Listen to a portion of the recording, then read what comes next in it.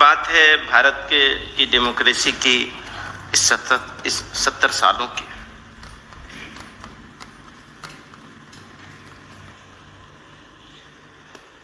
तो मुझसे पहले कल से इसके ऊपर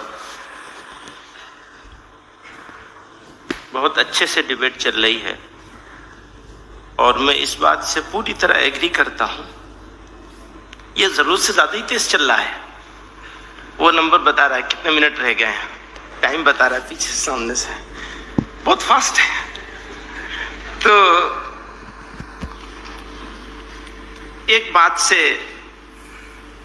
पूरी तरह सहमति है मुझे कि भारत 70 साल का नहीं है, 5000 बल्कि उससे भी पुराना, जो हमारी तहजीब है, हमारी संस्कृति है, जो इस देश का सबसे बड़ा सरमाया है। और मैं मुस्लिम होने के नाते, मुल्ला तो नहीं लेकिन मुस्लिम होने के नाते, क्योंकि मुल्ला तो स्पेशल कैटेगरी बना दी हमारे दोस्त ने अभी जो आए थे स्टेज पर, अब मैं उस कैटेगरी से कैसे निकलूंगा बाहर, यह सवाल है। तो एक मुस्लिम होने के नाते मैं ये पूरे कॉन्फिडेंस के साथ कहना चाहता हूं कि दुनिया की फर्स्ट लार्जेस्ट पॉपुलेशन मुसलमानों की इंडिया में है। आप कहेंगे नहीं नहीं इंडोनेशिया में है, चलिए मान लेते हैं हम आपकी बात, लेकिन सही तरह से गिनती वहां की भी हो जाए, यहां की भी हो जाए, तो यहीं पे ज्यादा निकलेंगे। वो तो फिर तो बहुत ज्यादा है, फिर तो अबाउट 50%। अगर इस पूरे इंडियन सब कॉन्टिनेंट की बात कर ले हम, जो असली इंडिया है, तो अबाउट 50% पॉपुलेशन वर्ल्ड की एक तरफ है और हम एक तरफ है। और एक बात और कहूं मैं आपसे, बहुत सारी कंप्लेंट्स हैं, शिकायतें हैं, लेकिन शिकायत सिर्फ एक तरफ नहीं है, दोनों तरफ है, तीनों चारों तरफ है। हम मुसलमान हैं, मुसलमान की बात करते हैं, लेकिन ट्राइबल्स की बात नहीं करते, आदिवासियों की बात नहीं होती, छोड़ के रखेंगे उन्हें, बाद में कंप्लेंट्स होंगे। अभी भी बहुत सारी कंप्लेंट्स हैं। मैं मुसलमान ही की बात कर लूं तो मैं पूरे एतमाद के साथ ये हर जगह कहता हूं, यहां नहीं कहने, कि भारत के मुसलमान, इस पूरे इंडियन सब कॉन्टिनेंट में रहने वाले मुसलमानों में सबसे अच्छे हाल में अगर किसी एरिया का मुसलमान है तो वो भारत का मुसलमान है।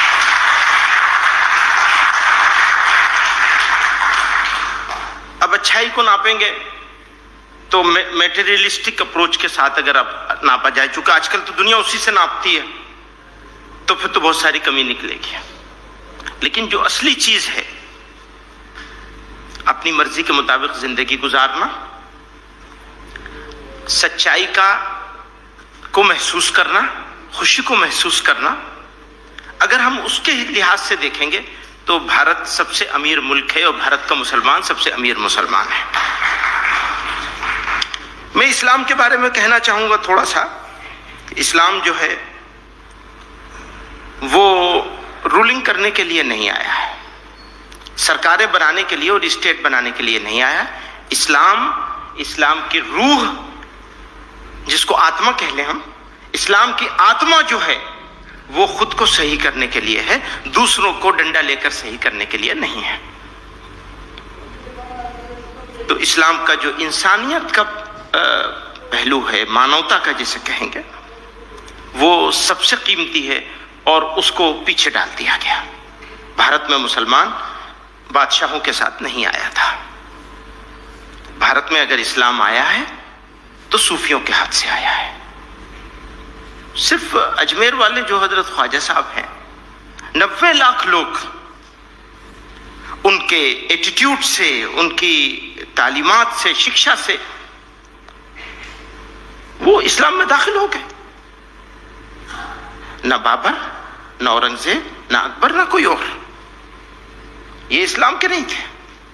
इस्लाम के अगर थे तो ख्वाजा मोइनुद्दीन चिश्ती अजमेरी और निजामुद्दीन औलिया थे, मोइनुद्दीन साबिर कलियारी थे।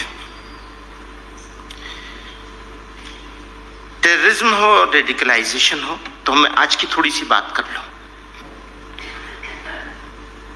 आज की तारीख में बहुत सारी अच्छी बातें हो रही हैं। जैसे एक स्वच्छता का कार्यक्रम चलाया गया, ये एक कार्यक्रम नहीं है, मैं बिल्कुल दिल की गहराइयों से कहना चाहता हूं कि भारत की सम्मान की चीज है। अगर हम इसको मजबूत कर सकें, इसके असली आत्मा तक, इसकी सही जगह तक पहुंच सके भारत और भारत के लोग और गांव के लोग, तो ये बदल देगा, बदलाव आएगा इसके जरिए से। काश ये बदलाव आ जाए। तो मैं ये अर्ज करना चाहता हूं, आज की तारीख में बात होती है रेडिकलाइजेशन की, तो कोई भी एक्शन हो वो बिना रिएक्शन के रह जाएगा, ये नहीं हो सकता। एक्शन होगा तो उसका रिएक्शन होगा। ये अपॉर्चुनिटी मिली है इस वक्त। हमारे मुझसे पहले बुजुर्ग कह रहे थे कि डायलॉग होना चाहिए। यकीनन एक जिंदा सोसाइटी में डायलॉग ही, और आज की दुनिया में नहीं, हर जमाने में डायलॉग ही असल चीज रही है। डायलॉग बंद होगा, सोसाइटी मुर्दा हो जाएगी। जिंदा रखना है तो डायलॉग करना होगा। मैंने एक मौके पर एक बात कही थी परवेज मुशर्रफ से कि मुसलमान इस मुल्क में अकेला नहीं है। अपनी प्रॉब्लम्स को सॉल्व कराने के लिए भारत का मुसलमान अकेला नहीं है। उसकी प्रॉब्लम को सॉल्व करने के लिए ये सोसाइटी खड़ी हुई है। और ये बात सिर्फ उनको चुप करने के लिए नहीं कही गई थी, बल्कि ये अकीदा है, ये हमारा ईमान है। इस बात पे हमारा मुल्क है, हमारा देश है और हमारे लोग हैं, हम उनके साथ हैं। और जहां साथ रहते हैं लोग, वहां झगड़े भी जरूर होते हैं, पहले भी हुए हैं, आगे भी होंगे। असहमति में सहमति को ढूंढना होंगे सर, उसको तो इतनी बड़ा मुल्क है, 125 करोड़ के, झगड़े नहीं होंगे। लेकिन झगड़े मुद्दे नहीं बनेंगे। झगड़े होंगे इसलिए कि उन्हें सॉल्व किया जाए। असहमतियों के बीच में सहमति ढूंढी जाएगी। मुसलमानों के रवैये के बारे में बहुत अच्छी अच्छी बातें हमसे पहले फतेह साहब ने कह दी, तो मुझे कुछ कहने का ज्यादा मौका नहीं है। लेकिन मैं ये कहना चाहता हूं कि भारत का मुसलमान बाई चॉइस इंडियन है, बाई चांस नहीं है। बाई चांस नहीं है। उनको चांस मिला था, नहीं गए। किसी को चांस मिला, बॉम्बे से कराची चला गया। मुझे चांस मिला, मैं नहीं गया, ना गया ना जाऊंगा। आपके बीच में रहूंगा, आपकी मीठी भी सुनूंगा, कड़वी को भी बर्दाश्त करूंगा, गुस्से को भी बर्दाश्त करूंगा। और मोहब्बत तो मुझे उससे ज्यादा मिले ही मिलेगी। गुस्सा किसके ऊपर आता है? जिससे मोहब्बत होती है उसके ऊपर गुस्सा ज्यादा आता है। एक आखिरी बात ही कह दूं बस, कंपोजिट नेशनलिज्म। मुल्ला लोग हैं, ये लास्ट कर रहा हूं मैं, 5 ही मिनट रह गए हैं, उससे पहले खत्म करने की कोशिश करूंगा। कंपोजिट नेशनलिज्म की बात हो रही है, मुल्लाओं की बात हो रही है। इत्तेफाक से मैं भी दाढ़ी मुंडा के, वो मूछ मुंडा के रखता हूं। मेरी मूछ नहीं होती थी, आजकल रख ली, बाई चांस रख ली मैंने। कल ही मुझे पता चला कि साहब बगैर मूछ वाले, दाढ़ी वाले, कोई दाढ़ी वाला हो और उसकी मूछ ना हो तो समझ लेना खतरनाक है। तो मैंने कहा चलो इत्तेफाक से मेरे पास मूछ हो गई, अभी नीचे है, ऊंचे नहीं करूंगा, नीचे ही रखूंगा इसे। पता नहीं क्यों रख ली मैंने, काटी नहीं, मौका नहीं मिला या क्या बता हुई, बस ऐसी चलो चल गई। मैं ये अर्ज कर रहा था, पाकिस्तान का आइडिया या एक कौम को 2 कौम बनाने का आइडिया कौन लेके आया था? कोई मुल्ला लेके आया था? पता नहीं, मैं नहीं जानता कि वो मुल्ला थे या नहीं थे, जिन्होंने 2 नेशन थ्योरी को प्रमोट किया या प्रेजेंट किया दुनिया के सामने। और आजादी के बाद भी आप देखेंगे कि जो उग्र मूवमेंट जिन लोगों ने चलाया इस मुल्क में, मैं मुसलमानों की बात कर रहा हूं, दूसरों की बात नहीं कर रहा हूं, उसमें भी मुझे कोई मुल्ला नहीं नजर आता। सख्त बात कहने वाले, शिद्दत से बोलने वाले, सोसाइटी को डिवाइड करने वाले।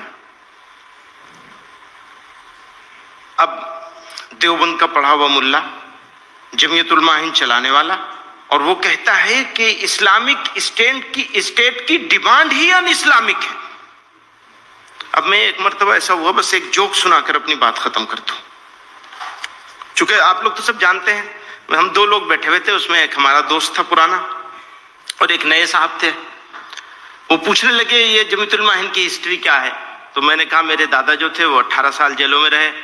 تو کہہ لیے تو کوئی بڑی بات نہیں، بہت لوگ رہتے چلے آئے. پھر میں نے تھوڑا آئیڈیالوجی پر بات کری، ٹو نیشن تھیوری کی بات کری، اور یہ کہا کہ ہم لوگ نہیں گئے، ہم نے بائی چوائس انڈیا، مطلب ہم نے انڈیا کو چوز کیا.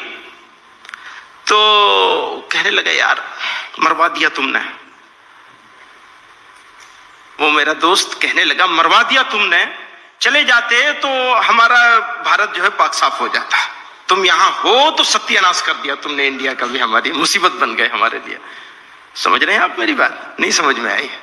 بھارت مسلم مکت بھارت، وہ بات کر رہے تھے مسلم مکت بھارت کی. تو ہو سکتا ہے کہ مسلمانوں کی بھارت میں موجودگی پرابلم ہے یا مسلمان بھارت کے لیے اسٹ ہے، یہ فیصلہ کرنا ہوگا. اور یہ کون کرے گا؟ سوسائٹی نہیں کرے گی، مسلمان کریں گے. مسلمان اس ملک کے لیے اسٹ بنے گا یا مسلمان اس ملک کے لیے لائبلٹی اور پرابلم اور مصیبت بنے گا؟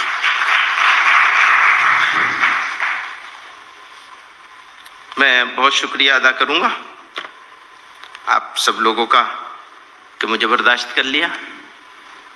اتنی بڑی داڑھی والے آدمی کو کیوں؟ ٹھیک بات ہے نا. بہت بہت شکریہ. آیا ہر جگہ کہتا